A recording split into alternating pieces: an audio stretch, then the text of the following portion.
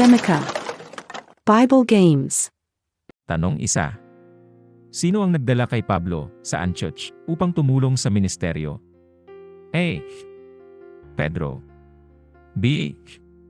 Bernab. C. Barabas. D. Timoteo.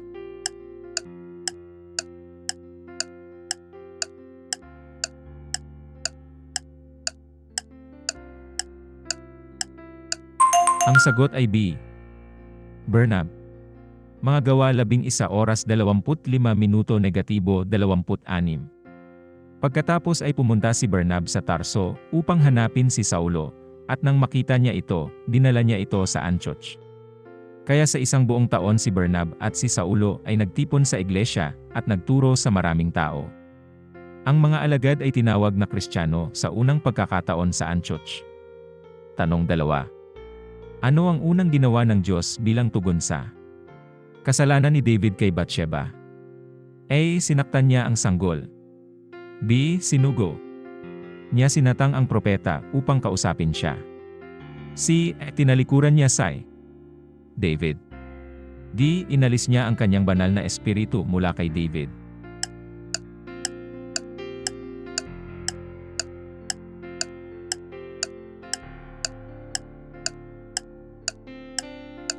Ang sagot ay B. Sinugo niya sinatang ang propeta upang kausapin siya. 2 Samuel 12:1. Sinugo ng Panginoon sinatang kay David. Nang pumunta ito sa kanya, sinabi niya, may 2 lalaki sa isang tiyak na bayan, isa ay mayaman, at ang isa ay mahirap. Tanong 3. Ano ang sinabi ng mga tao ng Israel tungkol sa mga hula ni Ezekiel? A. Na ang kanyang mga hula ay tungkol sa hinaharap. B. Na ang kanyang mga hula ay huwad. C. Na siya ay nagpapalabis sa paghatol ng Diyos. D. Na siya ay masyadong matanda upang pakinggan.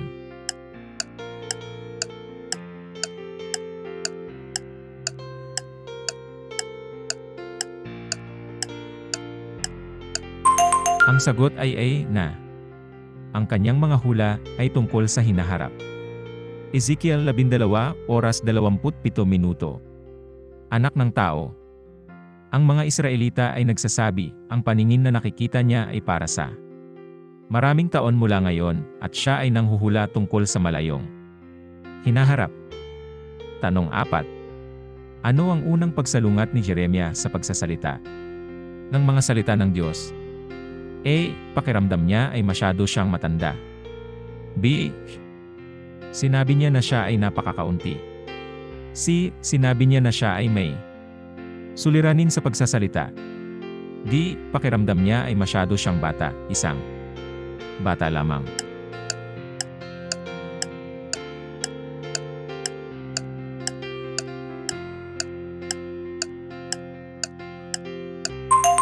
Ang sagot ay D. Pakiramdam niya ay masyado siyang bata, isang bata lamang. Jeremias 1:6 Sa Aba, Panginoong Diyos, sinabi ko, hindi ko alam kung paano magsalita, ako ay masyadong bata. Ngunit, sinabi ng Panginoon sa akin, huwag mong sabihin, ako ay masyadong bata. Dapat kang pumunta sa lahat ng sinasabi ko sa iyo at sabihin mo ang anuman ang utos ko sa iyo. Huwag kang matakot sa kanila, sapagkat ako ay sumasama sa iyo. At ililigtas ka, ayon sa pangako ng Panginoon. Tanong 5. Ilang baboy ang nasa kawan na pinasukan ni Jesus ng mga espiritong masasama? A. 3,000. B. 2,000. C. 500. D. 1,000.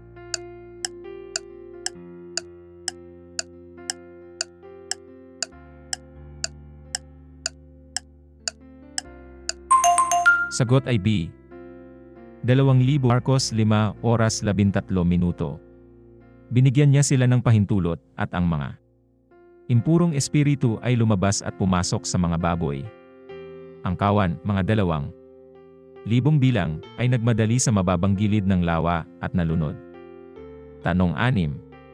Maraming mga sasakyang pangkalakalan si Solomon na Bumalik kada 3 taon na may dala ang mga hayop na ito. A. Papego at emu. B. Kabayo at oso. C. Aso at pusa. D. Unggoy at pabo.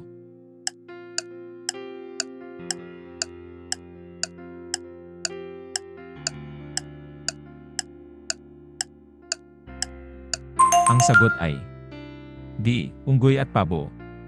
Isa hari 10 oras 22 minuto. Mayroon ang hari ng isang pangkat ng mga sasakyang pangkalakalan sa dagat kasama ang mga sasakyan ni Hiram. Kada 3 taon ito ay bumabalik, nagdadala ng ginto, pilak at garing, at ng mga unggoy at babuan. Tanong 7. Puna ng mga puwang, Moses, isesend kita kay upang ilabas mo ang aking bayan ang mga anak ng Israel mula sa A. Faraon, pagpapariwara. B. Faraon, Ehipto. C. Ang mga matanda. Pagkaalipin. D. Aaron, Ehipto.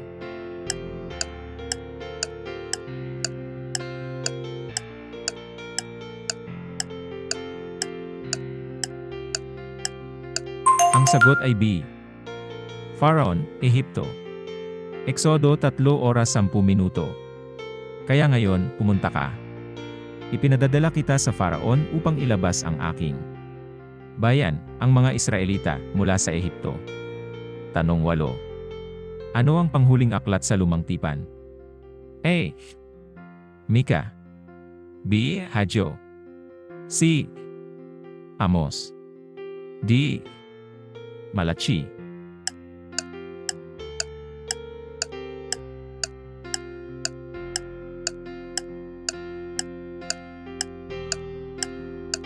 Ang sagot ay D. Malachi. Malachi isa. Isang hula, ang salita ng Panginoon sa Israel sa pamamagitan ni Malachi. Tanong 9. Anong ibang pangalan na ginamit sa Biblia para sa Jerusalem? A. Jabesh Gilead. B. Arimathea. C. Bethlehem. D. Zion.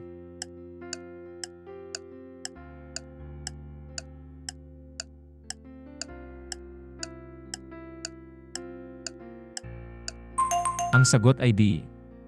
Zion. Mga panaghoy 1, 4. Nagsisyalay ang mga daan patungo sa Zion, sapagkat walang pumupunta sa kanyang mga napangatawang pista.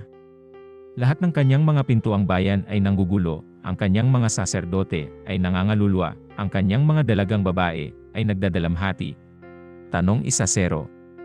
Ano ang sinabi ng Diyos na dapat mangyari sa sinumang pumatay sa iba? A. Dapat siyang ipapatay. B. Dapat siyang palayasin sa lungsod. C. Dapat siyang alisin bilang marumi. D. Dapat siyang ipagpasyahan.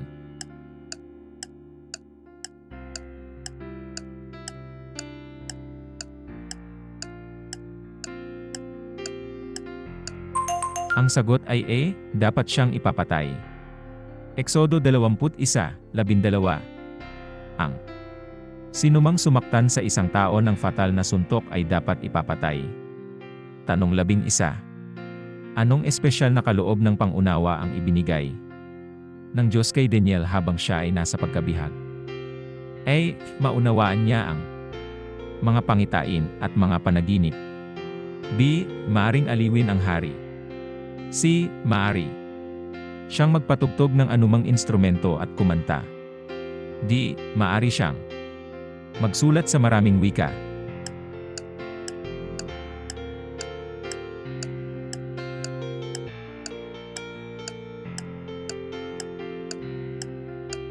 Ang sagot ay A. Maunawaan niya ang mga pangitain at mga panaginip.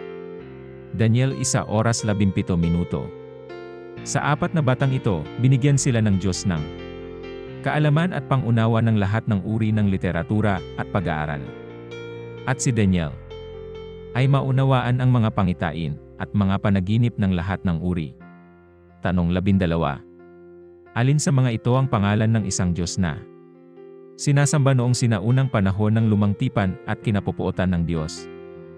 A. Nain. B. Amon. C. Baal. D. Koshi.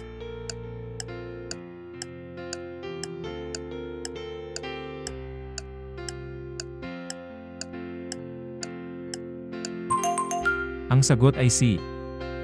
Baal. Zefanyas 1:4. Isasabog ko ang aking kamay laban sa Juda at laban sa lahat ng naninirahan sa Jerusalem.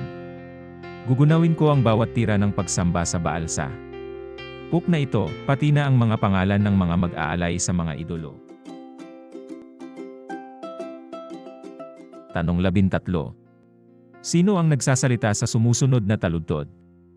Para sa akin ang mabuhay ay si Kristo, at ang mamatay ay pakinabang. A. Si Juan Bautista.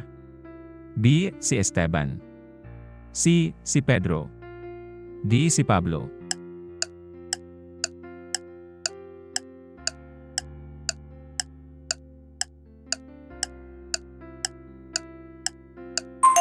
Ang sagot ay D. Si Pablo.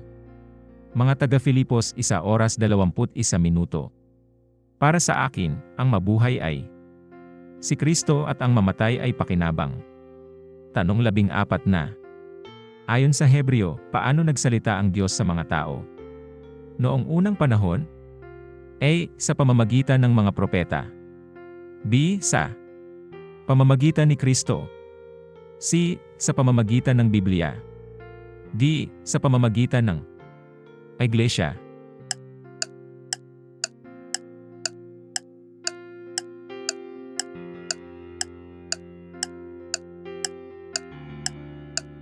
Ang sagot ay A.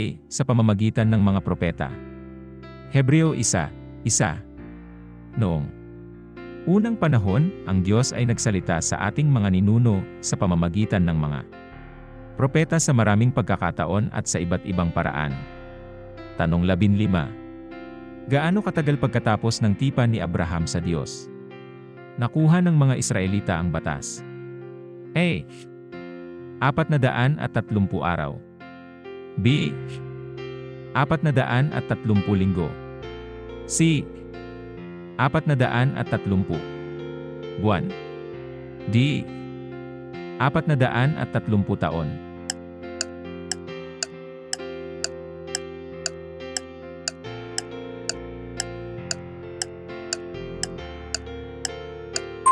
Ang sagot ay D. 430 taon. Galasya 3:15 Mga kapatid, hayaan mo akong kumuha ng halimbawa mula sa pang-araw-araw na buhay. Kung paano walang sinuman ang makapagpapawalang sala o magdadagdag sa isang tipan ng tao na naayos ng maayos, gayon din sa kaso na ito.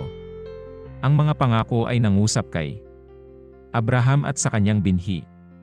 Ang kasulatan ay hindi nagsasabi at sa mga binhi na nangangahulugang maraming tao, kundi at sa iyong binhi na nangangahulugang isang tao na si Kristo. Tanong 16 na. Kailan sumulat si David, Panginoon, paano sila dumami na ng gugulo sa akin? Marami sila na bumabangon laban sa akin, ano ang nangyari kamakailan sa kanyang buhay? A. Siya ay tumatanda na at malapit ng mamatay. B. Siya ay nagrereklamo tungkol sa pagbabalik niya sa digmaan. C. Siya ay bagong lipat mula sa kanyang anak na si Absalom. D. Siya ay nagtatago mula sa mga Filisteo.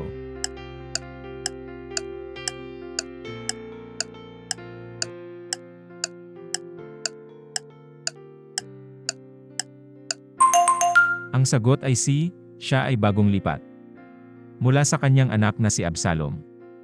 Mga awit 3:1. Panginoon, gaano karami ang aking mga kaaway? Gaano karami ang bumabangon laban sa akin? At ang bayan ng Diyos ay nagsabi, Amen. Huwag kalimutang mag-subscribe, magbahagi, at mag-like sa video na ito. Maging isang pagpapala sa iba.